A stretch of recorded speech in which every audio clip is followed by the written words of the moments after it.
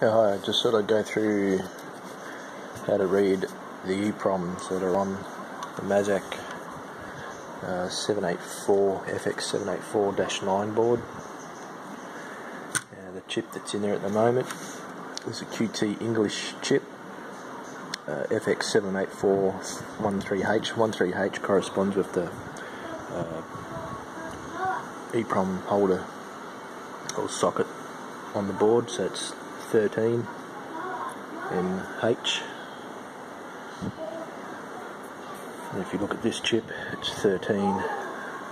Well, that's L, so it doesn't correspond there, so that it doesn't work out. But we've got K above there.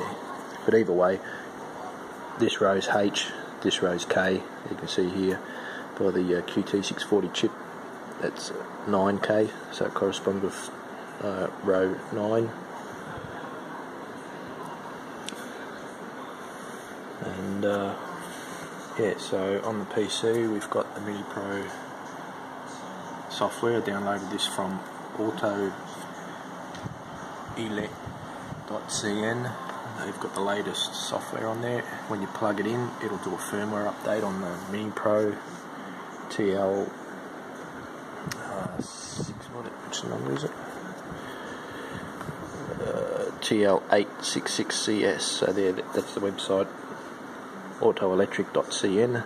Go to downloads, the downloads there for it. I didn't use the CD that came with it. So that's the hex read, little binary file. I've opened that up in Notepad++. You can install a plugin that allows Notepad++ to read it. And if we go back to EPROM, so if we clear the buffer, clear all buffer, so it just makes everything an F. We go to read. Actually, first we'll select the correct IC. So which one was it again? Select IC, yeah. Search and select IC. So these are Fujitsu chips. You can tell by that F that's on there. They're an MBM 27128-25. 25 is the speed. 128 is the capacity. So the one you would select here, and it's a DIP 28 package, so you'd select MBM 27128. When you select that, it fills in the voltages down there. So I'm just holding this on my hand, and yeah, so once you've done that, select read, click on read there. That's it. It's pretty quick to read. It's all done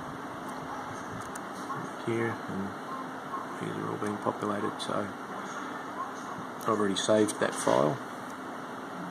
So what I'll do is I'll swap out this EPROM for the other English chip, and in theory, once I've burned these to another chip, anyone that's got one of these boards, and they might have a different language chip, they might have French or Swedish, whatever. If you wanted it to be English, well then you'd only swap out these chips and you'd have an English Mazak.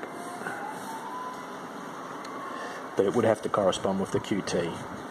You'd probably, if it was a mil, you'd be QM, that sort of thing. The other thing too is the different software versions on the boards. So this board you can just make out, it says QT8. It's been rubbed out, whatever was there. If that said QM8, then this board wouldn't work in a lathe. It would only work in a mill. So, back over. Pull this one out. The other thing is to be aware of electrostatic discharge. So before you go touching any of this stuff, make sure you've grounded yourself out on an earthed out appliance or something like that, or just touch something that's got a bit of mass to it. These chips are fairly robust though, but at the same time you've got to observe your good ESD practice. Not that I'm really doing it here, but whatever. Back in. So we'll just touch ourselves off under there.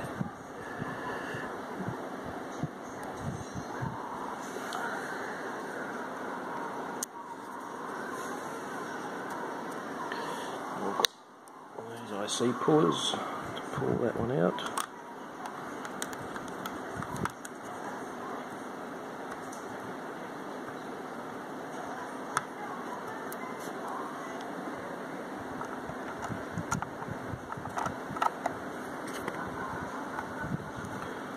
Down.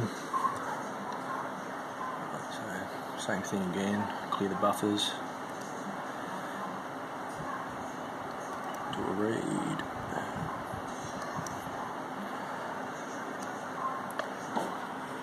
That's it, save it.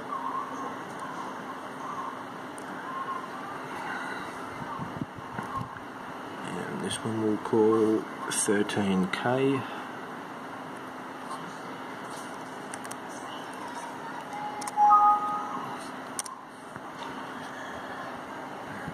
File that's in notepad. That's how it'll open a notepad if you don't have the plugin for hex editor installed. So just go to hex editor, view in hex, and it changes it. So sometimes you can look through this converted section or the dump, and you'll see symbols or words or signs that give you hints as to what it's converting. So yeah, you've got T5, T6, so they'll be all your tools and your turret, I guess.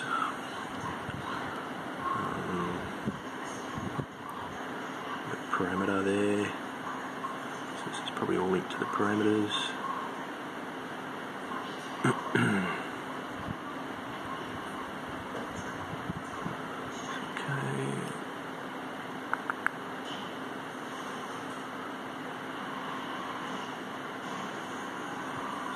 So the way I think it works is that the boards are in Japanese, and I could be wrong, but I think the boards are in Japanese and these chips convert to the English characters.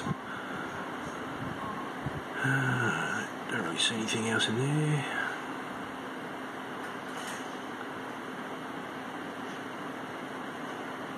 Anyway, that's how you do it. So I'll get a blank chip out and burn that file to it.